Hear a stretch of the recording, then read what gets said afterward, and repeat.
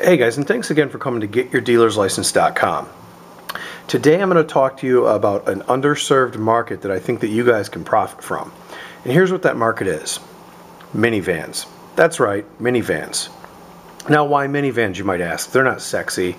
Who the hell wants a minivan? Well, a lot of people want a minivan. Parents with 3 or 4 kids. Let's say you have 4 kids. They're all little kids. They're all in grade school.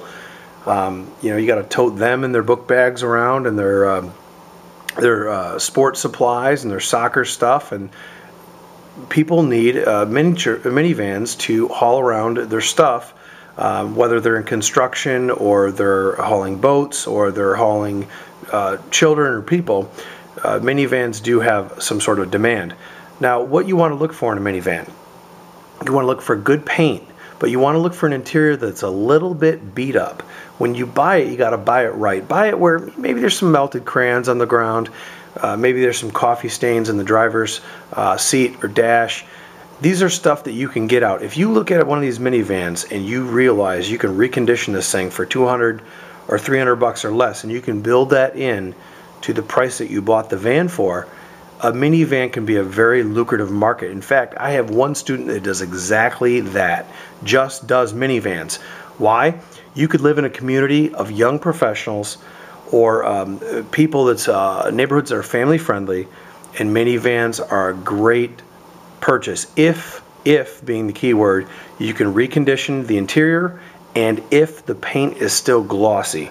If the paint is glossy or has some hope and you can recondition it, meaning waxing, buffing, putting new wheel covers on it, and reconditioning the interior, you may have yourself a lucrative side business just doing minivans. A lot of people that sell these minivans realize that the buyers for them are not looking at buying a sexy vehicle, so they don't bother reconditioning the minivans. That's where you come in. You come in, you have to have an eye for it. You have to spot when the damage is too great. Let's say they had a Doberman Pinscher in the damn thing. They ripped the seats out, clawed the seats up. That's kind of a no-win situation unless you want to do seat covers. But the bottom line becomes, if you can feel you can recondition the vehicle, the price of reconditioning plus the price of the car that you paid subtracted by the amount you think you can get for that vehicle, therein lies your profit margin. And it's all about buying the car right. Now, oftentimes you can get a discount by pointing out the flaws in a car and knock the seller's price down. And that's what we're going to talk about in video number 3 of today's series. Until next time, check us out on GetYourDealersLicense.com. If you haven't done so, click the subscribe now button at the top of your screen. Subscribe to my videos, you guys. I got a lot of great new content coming your way.